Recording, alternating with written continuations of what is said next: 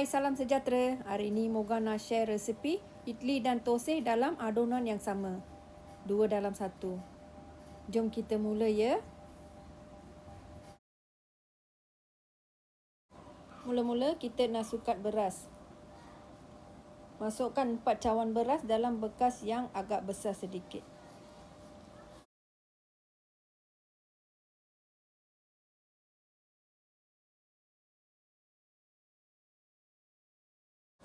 Lepas tu, dalam bekas yang lain, sukat 1 cawan dal putih dan masukkan setengah sudu halba ke dalamnya.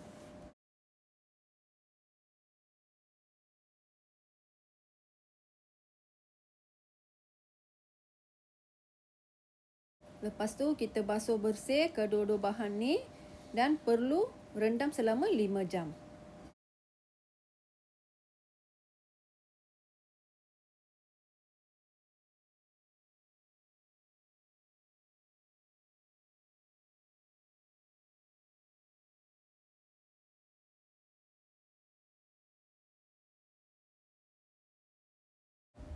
Okey, beras dan dal putih dah rendam selama 5 jam. Sekarang kita dah boleh blend. Sebelum kita blend, kita perlu kurangkan air dari beras. Selepas dah kurangkan air, masukkan 1 cawan nasi sejuk dan gaul.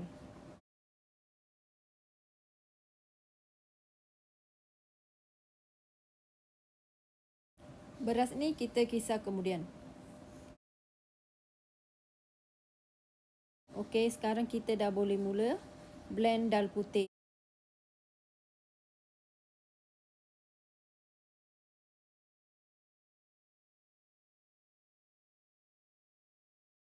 Setiap kali kita blend dal putih ni, air pun kita mesti masukkan sedikit demi sedikit.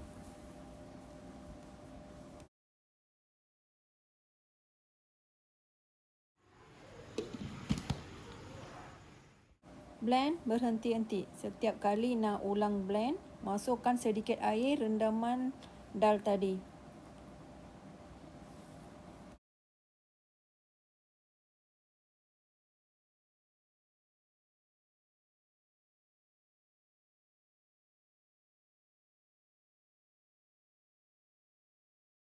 Blend dal hingga lumat dan lembut. Selepas dah blend, adunan dal perlu pekat sebegini. Ulang proses ini hingga habis.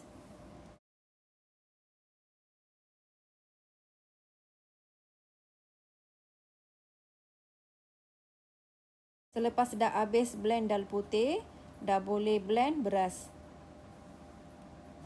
Beras pun perlu blend agar pekat sedikit.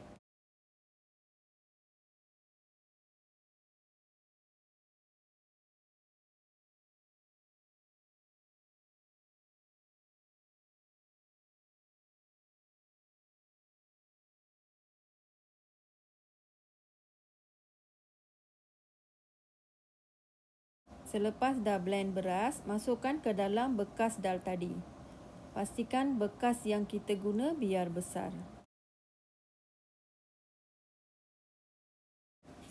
Okey, selepas dah habis blend ke semua beras, masukkan 1 sudu garam dan bancuh gunakan tangan.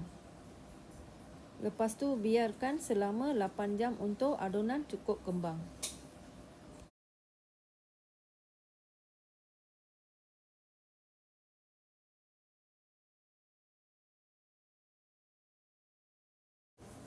Gaul hingga adunan sebati.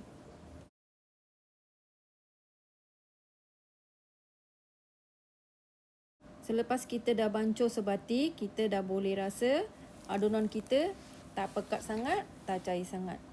Jika kita rasa adunannya pekat sangat, kita boleh tambah sedikit air.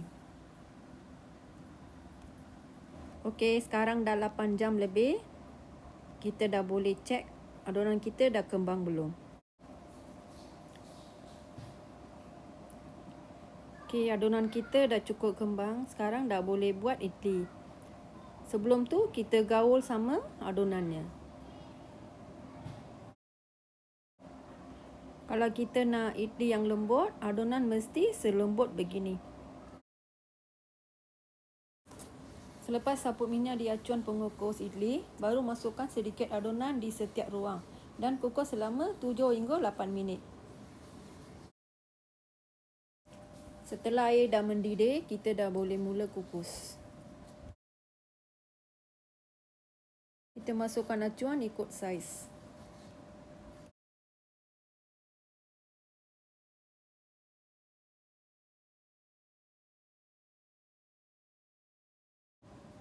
Sekarang dah 8 minit, kita dah boleh keluarkan. Sebelum tu, kecilkan api.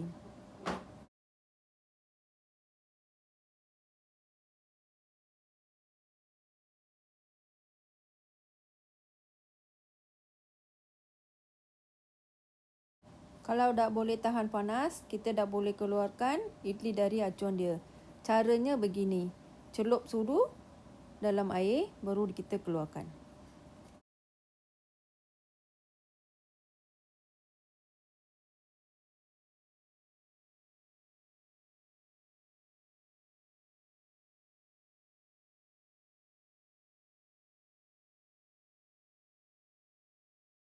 Ini dia idli kita cukup lembut.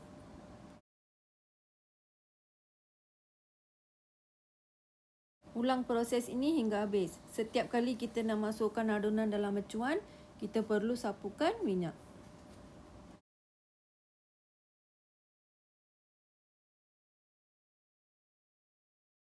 Jika acuan buat idli tak ada, boleh juga kita gunakan acuan buat kuih apam.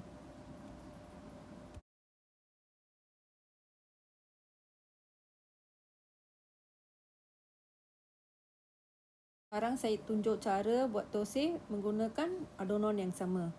Tambahkan sedikit air dan gaul. Biar adunan dia cair sedikit.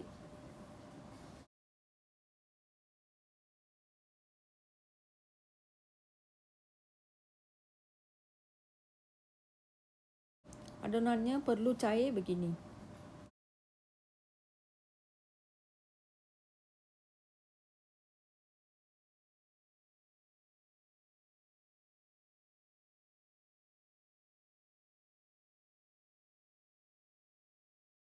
Tutup thosai ini dengan penutup supaya thosai masak serata.